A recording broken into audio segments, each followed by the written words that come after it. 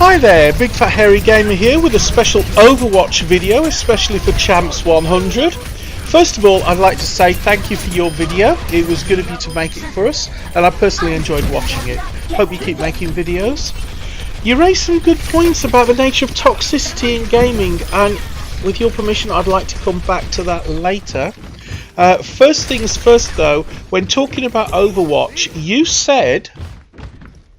And I don't know, maybe I don't know if there's a practice mode for Overwatch, because if there is, like if I can practice against bots, then I can do that as well. There's no doubt about it, and of course there's like no issues whatsoever. I can get better at the game, I can determine like the timing of my shots, just so that if he would say, oh, you're such a noob, you don't deserve to play this game, oh, this is uninstall it whatsoever, you're really terrible at this game, you're pathetic, blah blah blah. Well, as it turns out, Overwatch does have a training mode. In fact, it has many to help you through all levels of play, and even the professional gamers use some of these from time to time. Let's start at the very beginning though. I'm sure you're already very familiar with this mode, where it walks you through the very basics of moving and shooting and using your special abilities. I won't dwell on it, but just to let you know, it's here. You can now try a practice game versus AI. Replay the tutorial or face off against other players.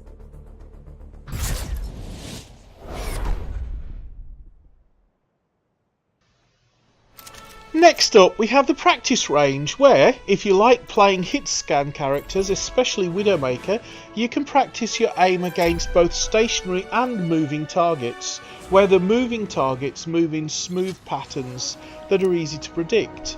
This is to help you practice your timing of your shots.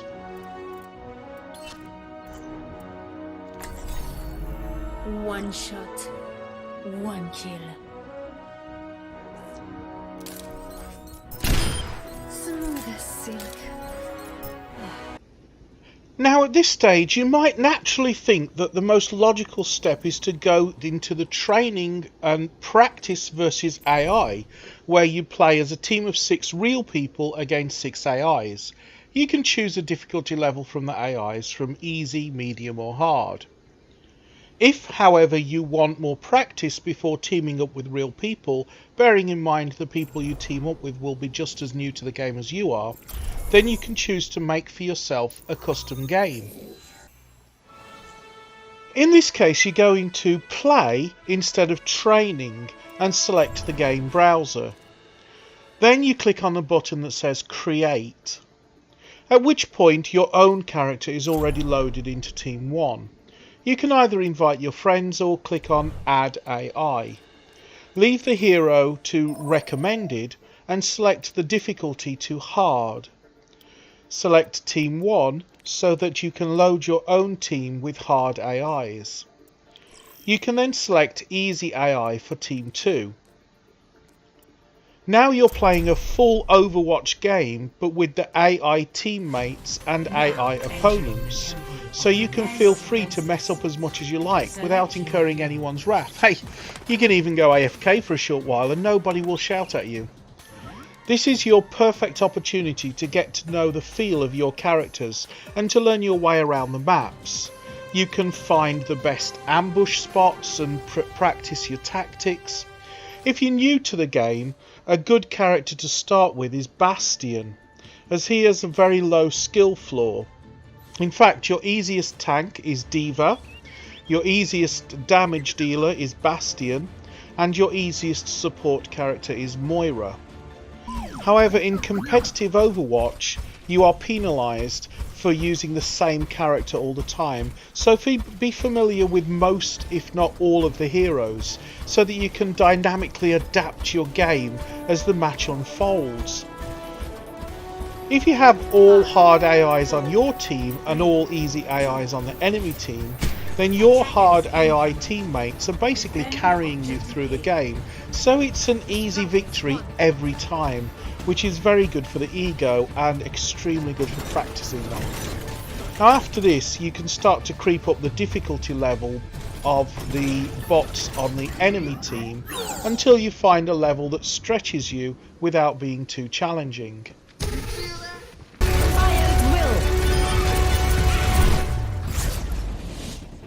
Victory.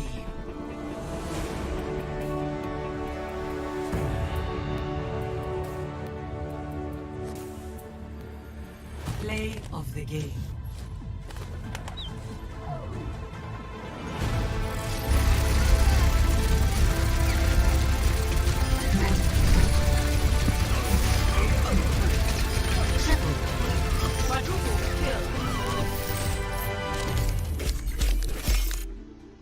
God, I love attending the first Bastion Church of Spray and Pray.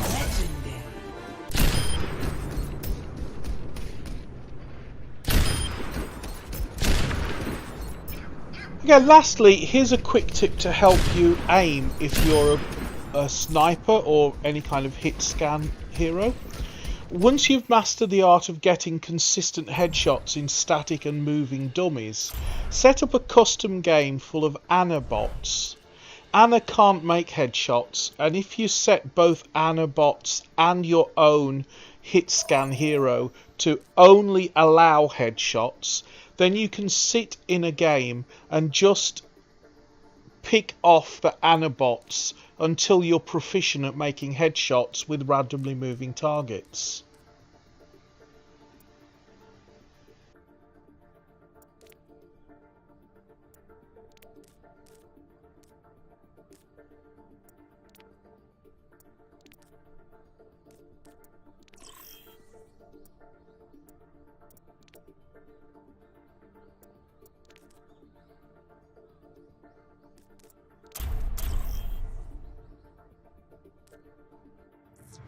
Now entering the Temple of Anubis. Prepare your defenses. Select your hero.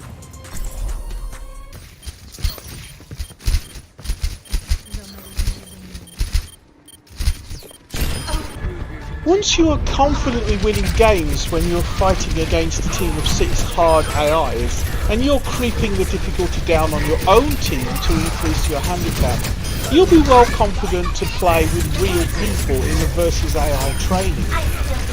When your team is taking down hard AIs regularly, you should feel happy to jump into quick play without getting called noob too often. If, however, you're regularly jumping into competitive play with a low skill level, then you should expect other players whose rankings are being hurt by your mistakes to be justifiably upset.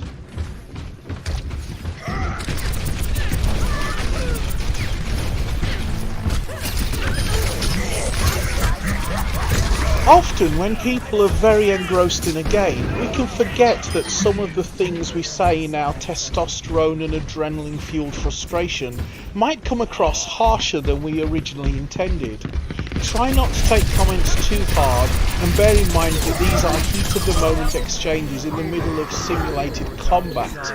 Video games, especially combat oriented video games, are not designed to be played in an emotionally neutral way. It's not like our character is strolling out into a beautiful garden and watering a flower. Emotions like empathy and compassion are not exactly ingredients for success in a game where the objective is to destroy your enemy.